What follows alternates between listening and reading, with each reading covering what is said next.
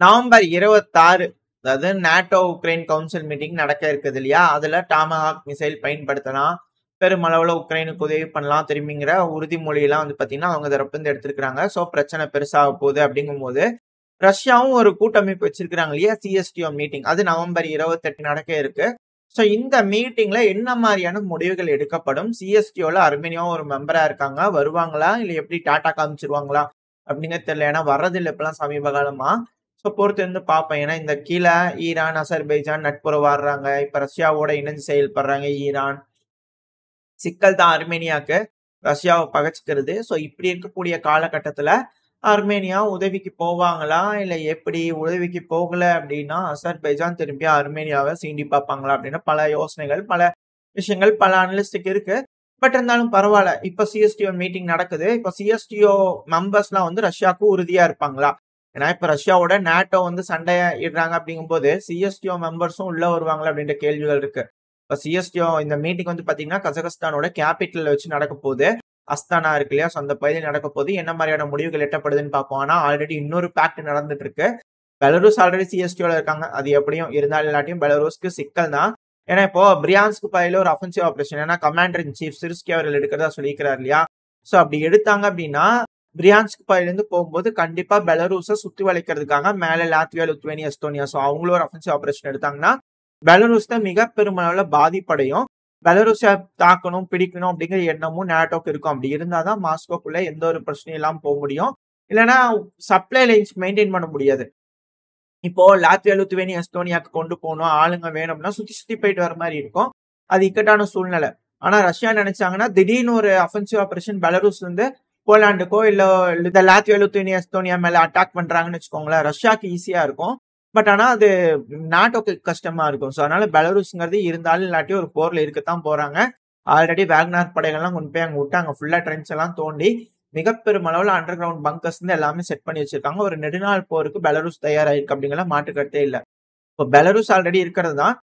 புதுசா இந்த CSTO மெம்பரோட ஈரானும் நார்த் கொரியாவும் இணைவாங்களா அப்படின்ற கேள்விகள் இருக்கு. சைனா எந்த மாதிரியான உதவிகள் செய்ய போறாங்க அப்படிங்கிறது தெரியல. அது மட்டும் இல்லாம மேற்குலக நாடுகள் உக்ரைனுக்கு அணு ஆயுதங்களை கொடுத்துருவாங்களா? போட்டு பார்க்கலாம் அப்படிங்கும்போது உக்ரைனை வச்சு அணு ஆயுதத்தை ரஷ்யாக்குள்ள போட வச்சிருவாங்களா? அப்படின்ற கேள்விகளும் இருக்கு. அதுக்கப்புறம் தான் இந்த பிரச்சனை ஒரு முடிவுக்கு வரும் அப்படிங்கிற யோசிக்கிறாங்களா? இல்ல ஒருவேளை அது நடந்துச்சுன்னா ரஷ்யா யார் மேல அணு ஆயுதம் போடுவாங்க? உக்ரைனுக்கு யார் அணு ஆயுதம் கொடுத்தாங்களோ அவங்க மேல போடுவாங்களா? அப்படின்ற கேள்விகள்லாம் இருக்கு இல்லையா? சோ அதெல்லாம் ஏகப்பட்ட விஷயங்கள் இப்படி நடக்குமா? அப்படி நடக்குமா? அப்படின்னு பல அனலிஸ்ட் வந்து கருத்துக்கள் இருக்கு. ஸ்டேட்மெண்ட்ஸ் வந்துட்டு இருக்கு. அந்த அளவுக்கு எஸ்கலேஷன் எல்லாம் போகக்கூடாது. கொஞ்சம் சீக்கிரமா பேசி முடிவுக்கு வந்துருங்க. ஏன்னா ஆல்ரெடி கூட்டம்லாம் போட்டு பேசுறாங்க அப்படின்னா சிக்கல் தான். ஆனா இப்ப வின்டர் வேற இருக்கு. மால்டோவாக்கு வந்து பாத்தீங்கன்னா இந்த Gazprom மேல சாங்ஷன் போட்டதுனால பேங்க் பேமெண்ட் பெண்டிங் இருக்கறனால கேஸ் எல்லாம் போகுமா போகாதா அப்படின்னு சிக்கல் ஏற்பட்டிருக்கு. கேஸ் போக மாட்டேங்குது அப்படிங்கிறது போல குற்றச்சாட்டுகள் வந்துகிட்டு இருக்கு. ஆல்ரெடி ஹங்கேரி, ஆஸ்திரியா தரப்புலாம் சொல்லியிருந்தாங்க. இப்ப என்ன மாதிரியான முடிவுகள் எடுக்க போறாங்க யூரோப்பியன் யூனியன்? எந்த நாடு கிட்ட இருந்து கேஸ் வாங்க போறாங்க? அமெரிக்கா கிட்ட இருந்து எல்லாத்தையும் வாங்கிடுவீங்களா? சோ அதை வச்சுதான் இங்க சென்ட்ரல் யூரோப்பியன் கண்ட்ரிஸ்லாம் நீங்க கண்ட்ரோல் எடுக்க போறீங்களா? அப்படின்ற கேள்விகளும், கருத்துக்களும் பல அனலிஸ்ட் தரப்புல இருந்து இருக்கு. சோ பொறுத்து இருந்து பார்ப்போம். என்ன மாதிரியான முடிவுகள் வருது அப்படிங்கிறது போல. அடுத்தது நம்ம நேரா களத்துக்கு போயிடலாம். களத்துல வந்து பாத்தீங்கன்னா பெருமளவுல சண்டை இந்த பக்ரோஸ்க்கு, குராஹவ் இந்த பகுதியில் தான் நடக்குது. இதுல ஒரு நாள்ல மட்டும் இந்த ஃப்ரண்ட் லைன்ல எந்த அளவுக்கு தீவிரமா சண்டை நடந்திருக்கு அப்படின்னா, ஒரே நாள்ல 224 காம்பேட் கிளாஷஸ் நடந்திருக்கு. இதுல 115 கிளாஷஸ் பக்ரோஸ்க் அப்புறம் குராஹவ் இந்த பகுதியில மட்டும் பெருமளவுல சண்டை நடந்திருக்கிறதா உக்ரைன் தரப்புன்னு சொல்லப்பட்டு வருது. அதுல பெருமளவு தடுத்து நிறுத்திட்டாங்க அப்படிங்கிறாங்க. ஆனா அங்க இருக்கக்கூடிய பெட்ரிஃப்கா, நோவோசெலடிவ்கா இந்த பகுதிகளை பிடிச்சிட்டாங்கன்னு உக்ரைன் தரப்புல சொல்றாங்கன்றது போல பார்த்திருப்போம் இல்லையா? சோ எல்லாம் வச்சு பார்க்கும்போது ரஷ்ய தரப்புல அட்டாக் இருக்கு. அவங்க முன்னேறாங்க. சொல்ல முடியாம உக்ரைன் தரப்புன்னு சொல்றாங்க அப்படிங்கிறத புரிஞ்சுக்கலாம். எதுக்காக இதை எடுத்துட்டு வரேன் அப்படின்னா, இப்ப வெலிகா நோவோசெல்கா இது மிக முக்கியமான ஒரு செட்டில்மெண்ட். ஒரு 8000 பேத்துக்குள்ள வாழக்கூடிய ஒரு பகுதி தான். ஆனா இப்ப பெருமளவுல மக்கள் அங்க இல்ல. வேற பக்கம் போயிட்டாங்க. ஏன்னா சண்டை நெருங்கிருச்சு. அதுவும் வெலிகா நோவோசெல்காவோட வடக்கும் சரி, கிழக்கும் சரி ரஷ்ய தரப்புல முன்னேறிட்டாங்க. இதுல ஒரு மிக முக்கியமான ஒரு விஷயம் என்னன்னா, சைடுல ஒரு வீடியோ பதிவுகளோட இருக்கும். அந்த வெலிகா நோவோசெல்கால எடுக்கக்கூடிய ஒரு விஷயம் தான். அதுவும் வடக்கு பகுதியில இருக்கக்கூடிய ஒரு வேர் ஹவுஸ் தான். அந்த வேர் ஹவுஸ்க்குள்ள ஒரு ட்ரோன் உள்ள போகுது இல்லையா? இது வந்து கிரவுண்ட் ட்ரோன். இது போல ஒரு விஷயங்கள் இந்த ரோபோ கார்ஸ் மாதிரி யூஸ் பண்றாங்க உக்ரைன் தரப்புல இருந்து அப்படிங்கிற பார்த்திருப்போம். ஆனா இப்ப ரஷ்ய தரப்புல பெருமளவுல இது போல விஷயங்களை பயன்படுத்திட்டு இருக்காங்க. ஏன்னா சிர்ஸ்கி அவர்கள் கூட வந்து பாத்தீங்கன்னா ஒரு அஃபென்சிவ் ஆபரேஷன் பத்தி பேசிட்டு இருக்கிறாரு. இந்த ட்ரோன் வந்து உள்ள போகுது. உள்ள போனதுக்கு அப்புறம் வந்து பாத்தீங்கன்னா வெடிக்குது. இந்த ட்ரோன்ல வந்து கேமராஸ் இருக்கு. ரெண்டாவது ஹீட் சென்சிங்ஸ் சென்சார்ஸ் இருக்கு அப்படிங்கிற சொல்லப்பட்டு அதாவது அ இந்த ட்ரோன எதிரியோட நிலைக்குள்ள கொண்டு போய் நிப்பாட்டி வச்சுட்டாங்க அப்படின்னா, இது பாட்டுக்கு அமைதியா தான் இருக்கும். இன்கேஸ் அங்க வீரர்கள்லாம் அதிக அளவுல இருக்கிறாங்க. இது பக்கத்துல நடந்து வராங்கன்னா, ஹீட்ட டிடெக்ட் பண்ணுச்சு அப்படின்னா வெடிக்கும். அப்படி இல்லன்னா கேமரா இருக்கு, பாக்குது. உள்ள போம்போது ஆளுங்க இருந்தாங்கன்னா வெடிக்குது. ஸோ இது போல செய்யறதுனால மிகப்பெரும் இழப்புகள். ஒரு பகுதிய வந்து பாதுகாத்துட்டு இருக்காங்க இல்லையா வீரர்கள், அவங்க மேல இது போல தாக்குதல் பண்றதுக்கு பெருமளவுல உதவியா இருக்குன்றாங்க. இது எல்லாத்துக்கும் மேல மிஷின் கன் பொசிஷன்ஸ்லாம் வச்சுட்டு போயிருக்காங்க இல்லையா? ரிமோட்ல யூஸ் பண்ணக்கூடிய கன்ஸ். ஸோ அது போல இருக்கக்கூடிய கன்ஸுக்கு இது போல ரோபோ அனுப்புறாங்க அப்படிங்கும்போது, அந்த ரோபோ எந்த ஒரு பிரச்சனையுமே இல்லாம அந்த ட்ரோன் அது பாட்டுக்கு நிலத்துல போகக்கூடிய குட்டி கார் ட்ரோன் தான். ஸோ அப்படி போம்போது வெடிச்சது அப்படின்னா, அந்த மிஷின் கன் பொசிஷன்ஸ்லாம் ஈஸியா நம்ம தடுத்தரலாம். இது எல்லாத்துக்கும் மேல டேங்குகள் வருது, இல்ல ஆர்மர்ட் பெர்சனல் கார்லாம் வருதுன்னா, அதுக்கு அடியில போய் சொருகி வெடிச்சுதுன்னா மிகப்பெரும் இழப்புகள்லாம் ஏற்படுத்திக்கிட்டு இருக்கு. அப்படிங்கிறது போல தகவல் வருது. 2வது இந்த ட்ரோன்கள்லாம் இது கிரவுண்ட் ட்ரோன் ஓகே. எஃபிவி ட்ரோன்கள்லாம் பறக்கக்கூடிய ட்ரோன்கள் நம்ம பார்த்திருப்போம். இந்த பறக்கிற ட்ரோன்கள்னால என்னன்னா, ஒரு கட்டத்துக்கு மேல பறந்துட்டே இருக்கும்போது எலக்ட்ரானிக் வார்ஃபேர் வந்துருச்சு. 2வது வந்து பார்த்தீங்கன்னா, பெருமளவுல பறந்துட்டு இருக்கும்போது அத தாக்குறதுக்காக வீரர்களும் பிராக்டிஸ் எடுக்க ஆரம்பிச்சுட்டாங்க. எஃபிவி ட்ரோன்கள்லாம் முதல்ல பார்த்தாங்கன்னா ஓடுவாங்க. ஆனா இப்பலாம் சுடக்கூடிய விஷயங்கள்லாம் பார்க்க முடியுது இல்லையா? இது போல விஷயங்கள் தொடர்ந்து பறந்துட்டே இருக்கிறதுனால பேட்டரிஸ் அதிக அளவுல வீக் ஆகுது, வேஸ்ட் ஆகுது. ஸோ இப்ப என்ன பண்ணிக்கிறாங்கன்ற விஷயத்த இப்ப சைடுல ஒரு வீடியோ பதிவுலோட இருக்கும். இப்ப இந்த ட்ரோன்னால வந்து பார்த்தீங்கன்னா, கிரவுண்டுல கார் மாரி போயிட்டே இருக்க முடியும். இன்கேஸ் ஒரு இடத்துக்கு மேல போணும் அப்டின்னா, இல்ல ஒரு ரிவர் கிராசிங் இருக்கு. வேற எங்கேயாவது போணும் அப்டின்னா, அந்த டைம்ல அந்த வீலா இருக்கிறதே வந்து பார்த்தீங்கன்னா, மேல ப்ரொப்பல்லர் மேல சுத்துது இல்லையா? ஸோ அந்த ஃபேனா மாறிது. அது சேஞ்ச் ஆயிக்குது. அப்படியே பறந்து போகுது. என்னப்பா ட்ரோன்லாம் இப்படி இப்படிலாம் பண்ணுச்சுன்னா எப்படி அப்படிங்கிற உள்ள இருக்கு இல்லையா? ஒரு இடத்துல கொண்டு போய் அமைதியா நிப்பாட்டி வச்சுட்டாங்கன்னா, வீரர்கள் வரும்போது மேல பறந்து போய் சொருகிக்கலாம், வெடிக்கலாம். ஏகப்பட்ட விஷயங்கள் இதனால இருக்கு. சேதங்கள் அதிக அளவுல மனிதர்களுக்கு ஏற்படுது, பொருட்களுக்கு ஏற்படுது இது போல ட்ரோன்கள்னால. இதனால முன்னேறக்கூடிய வீரர்களுக்கு அதிகமான இழப்புகள் இருக்கு. 2வது டிஃபெண்ட் பண்ணணும்னு நினைக்கிறாங்க இல்லையா? அவங்களுக்கு இழப்புகள் இருக்கு. இப்ப இருதரப்புலயும் அதிக அளவுல இழப்புகள் இருக்கு. இது எப்படி யார்கிட்ட அதிக அளவுல இருக்கு? யார் அதிக அளவுல இத உற்பத்தி பண்றாங்க, யூஸ் பண்றாங்க, அதுவும் எவ்வளவு டேலண்டடா யூஸ் பண்றாங்க அப்படிங்கிற விஷயத்த பொறுத்து தான், இந்த களத்தோட இனிஷியேட்டிவ், இந்த களத்தோட சக்சஸ் இருக்கு. இப்ப ரஷ்யா தரப்புலருந்து முன்னேறாங்க அப்படின்னா, உக்ரைன் வந்து ட்ரோன்கள பயன்படுத்தி பெருமளவுல தாக்குறாங்க. இருந்தாலும் ரஷ்ய வீரர்கள் முன்னேறுறாங்கன்னா, அந்த அளவுக்கு எஃபிஷியன்ட்டா உக்ரைனால செய்ய முடியல. ஏன்னா ட்ரோன்கள், அதாவது இந்த DJI ட்ரோன்கள பெருமளவுல சைனாவ தான் நம்பி இருக்காங்க.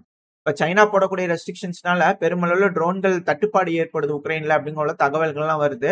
இத சமாளிக்கிறதுக்காக பல நாடுகளும் மாறி, மாறி வாங்கி, வாங்கி உதவிட்டு இருக்காங்க. எப்படி வந்து மேற்குலக நாடுகள் சாங்ஷன் போடுறது வேஸ்ட் ஆகுதோ, அதே போல சீனா தடுக்கிறதும் வேஸ்ட் தான் ஆகுது. இதுல ஒரே ஒரு விஷயம் தான். இந்த DJI வந்து வெளிய இது மாரி ட்ரோன சேலே பண்ணக்கூடாது. அதோட உதிரி பாகங்கள் கூட வெளிய போகக்கூடாதுன்னு சொல்லி, எப்ப முழு மூச்சா சீனா தரப்பு வந்து பிளாக் பண்றாங்களோ, அப்பதான் இது போல ட்ரோன்கள் வெளிய போகாது. பட் ஆனா அது சிக்கல் தான். நட்பு நாடுகளுக்கெல்லாம் தேவைப்படும் இல்லையா? சீனாவ நம்பி இருக்கக்கூடிய நாடுகளுக்கெல்லாம் கிடைச்சதுன்னா, அவங்க அத வாங்கி வியாபாரம் பண்ண தான் செய்வாங்க.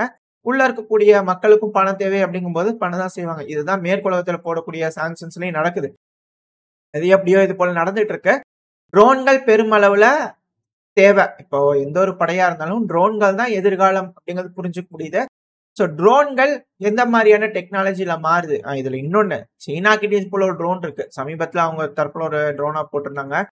சைடுல லோட் ஆயிருக்கும். இந்த ட்ரோன்கள்லாம் வந்து பார்த்தீங்கன்னா, தண்ணீலயும் மிதந்து போகுது. வேணும்னா பறந்து போகுது. ஏகப்பட்ட விஷயங்கள் செய்யுது. ட்ரோன்கள் அப்படின்னாலே பல வகையில யோசிச்சு, பல வகையில இனிஷியேட்டிவ் எடுத்து டெவலப் பண்றாங்க. இது எல்லாத்தையும் களத்துல அப்ளை பண்ணி பார்க்கும்போது, மிக பெரும் சேதங்கள் ஏற்படுது. இந்த ஒரு காரணத்தினால மனித குலமே ஒரு ஆபத்த நோக்கி போயிட்டு இருக்கு. ஏன்னா, இரு தரப்புலயும் ஜெயிக்கணும் அப்படிங்கிற ஒரு மும்பாரத்துல தான் இருக்கிறாங்க. விட்டுக் குடுக்கக் கூடாது அப்படிங்கிறது போல. ஒரு பாயிண்ட்ல இரு தரப்புலயும் மியூச்சுவலா ஒரு பாயிண்ட்ல வந்து இன்டர்செக்ட் ஆயி ஏதோ உட்கார்ந்து பேசிட்டாங்கன்னா பிரச்சனை இல்ல. ஒரு வேளை இது எஸ்கலேட் ஆயிட்டே இருக்கும்போதே, இந்த மாரியான டெக்னாலஜி இன்னோவேஷன் ஒரு காலத்துல, ஒரு கட்டத்துக்கு மேல மனிதர்களுக்கே ஆபத்தா மாறிடுமா? அப்படிங்கிற ஒரு விஷயங்கள் தோணுது. 2வது இது போல ட்ரோன்கள்லாம் இருக்கு இல்லையா? இத வீழ்த்துறதுக்காகவே 4 பேரல் இருக்கக்கூடிய கன்ஸ்லாம் வந்து பார்த்தீங்கன்னா, உருவாக்கிட்டு இருக்காங்க. ரஷ்யால வந்து இது ஆன்டி ட்ரோன் சிஸ்டமாவே இது யூஸ் பண்ணிட்டு இருக்காங்க. பெருமளவுல இருக்கிறது பார்க்க முடியுது. அதுவும் குறிப்பா களத்துல ஃப்ரண்ட் லைன்ல வந்து பார்த்தீங்கன்னா, இது போல 4 பேரல் இருக்கக்கூடிய யாக் மாடிஃபைடு மிஷின் கன்ஸ்லாம் வந்து பார்த்தீங்கன்னா, பெருமளவுல பயன்படுத்துறாங்க. இது கை குடுக்குது அப்படிங்கிற சொல்றாங்க. அதுவும் பாபா யாகா ட்ரோன்கள்லாம் பெருமளவுல வீழ்த்தப்படுது அப்படிங்கிறாங்க. இதுல என்ன மாடிஃபிகேஷன் புதுசா பண்ணியிருக்காங்கன்னா, ஏன்னா ஆல்ரெடி இதெல்லாம் இருக்கிறதா மிஷின் கன்ல. இதுல வந்து பார்த்தீங்கன்னா, தெர்மல் இமேஜர் வந்து பார்த்தீங்கன்னா, இதுல ஆட் பண்ணிக்கிறாங்க. ஸோ தெர்மல் இமேஜர் இருக்கிறதுனால, இந்த ட்ரோன்கள்லாம் பெருமளவுல ரொம்ப தூரம் இயங்கிட்டு இருக்கு இல்லையா? ஏன்னா 10 கிலோமீட்டர் டிஸ்டன்ஸ் தான். பெருமளவுல ட்ரோன்களோட டிஸ்டன்ஸே வந்து கவரேஜ் வந்து பார்த்தீங்கன்னா 10 கிலோமீட்டர் தான். ஸோ இது ஸ்டார்ட் பண்ணி ஒரு இடத்துல இன்னொரு இடத்துக்கு வரும்போது பேட்டரி யூசேஜ் இருக்கும். பேட்டரி யூசேஜ் ஆனாலே ஹீட் ஆகும். ஸோ பேட்டரி ஹீட் ஆகுற அந்த காரணத்தினால தெர்மல் இமேஜர்ல இது போல ட்ரோன்கள் பறந்துட்டு இருந்ததுன்னா ஈஸியா தெரிஞ்சுக்க முடியும். நம்மளால ஹியூமனைஸ்ல அதை பார்க்க முடியாது. ஆனா தெர்மல்ல வந்து பாத்தீங்கன்னா தெரிஞ்சிரும். ரெட் கலர்ல அதை ஹைலைட் பண்ணி காட்டும். ஸோ அப்படி இருக்கும்போது ஈஸியா ஒரு ட்ரோனை ப்ரிடிக்ட் பண்ணி அதை சுடுறதுக்கு அதிக அளவுல உதவியா இருக்கு அப்படின்னு சொல்றாங்க. இது போல ஆன்டி ட்ரோன் மெஷர்ஸும் ஒரு சைடு வளர்ந்துகிட்டு தான் இருக்கு. இதான் சொல்ல வந்தேன். இந்த டெக்னாலஜிங்கிறது ரொம்ப அதிக அளவுல யாரு சீக்கிரமா இன்னோவேட் பண்ணி அதை அடாப்ட் பண்ணி அதை யூட்டிலைஸ் பண்றாங்களோ அவங்களுக்கு இந்த இடத்துல வந்து பாத்தீங்கன்னா அதிகமான சக்சஸ் ரேஷியோ இருக்கும். ஸோ அத யார் எடுக்க போறாங்க? அது யார் இனிஷியேட்டிவ் எடுக்க போறாங்க? யாரு சீஸ் பண்ண போறாங்க? இல்ல அமைதி பேச்சுவார்த்தைக்கு போயிருவாங்களா? இல்ல ரஷ்யா ஜெயிப்பாங்களா? இல்ல உக்ரைன் ஜெயிக்குமா? அதே போல ஒரு டெம்ப்ளேட் இப்ப நம்மளுக்கு வேற அப்ளை பண்றாங்க. என்ன நடக்க போகுதுன்னு தெரியல. ஸோ எல்லாம் ஒரு இடத்துல உட்காந்து கூடி உட்காந்து பேசி முடிக்கிறதுக்காக தான் ஐநா சபை வச்சிருப்பாங்க. பட் ஆனா ஐநா சபையே இருக்குமா அப்படின்ற கேள்வி வர அளவுக்கு பல அனலிஸ்ட் தரப்பு கருத்துக்கள் இருக்கு. ஏன்னா இருக்கக்கூடிய கிளாஸஸ்லாம் வச்சு பாத்தீங்கன்னா பெருமளவுல எஸ்கலேஷன் ஆரம்பிச்சிருச்சுன்னா ஐநா சபைக்குலாம் யூஸ் இருக்காது அப்படிங்கிறதையும் சொல்லப்பட்டு வருது. அது போல எதுவும் இல்லாம உட்காந்து பேசி நல்ல முடிவு எடுத்துக்குவாங்க. இப்ப எப்படி இஸ்ரேல் காசா, இஸ்ரேல் லெபனானுக்குலாம் அமைதி பேச்சுவார்த்தைக்கு போறதா சொல்றாங்க இல்லையா? ஸோ அதே போல இந்த ரஷ்யா உக்ரைனுக்கு அமைதி பேச்சுவார்த்தைக்கு போய் சுமூகமா முடிவுகள் எடுக்கப்படும் அப்படிங்கிறது போல ஒரு நம்பிக்கையில இந்த பதிவை நான் முடிச்சுக்கலாம். இந்த பதிவு எப்படின்னு வச்சு உங்களுக்கு பிடிச்சிருக்கா? பிடிச்சுனா லைக் பண்ணிட்டு உங்க ஃப்ரெண்ட்ஸ் ஃபேமிலியோட ஷேர் பண்ணிக்கோங்க. அது கூடவே மறக்காம இந்த பதிவு பத்தி உங்களோட கருத்துக்களை கமெண்ட் செக்ஷன்ல சொல்லுங்க. இந்த பதிவு நல்லா இருக்குன்ற நம்பிக்கையில அடுத்த பேர் உங்களை சந்திக்கிறேன். அது வரைக்கும் ஸ்டே சேஃப். பை.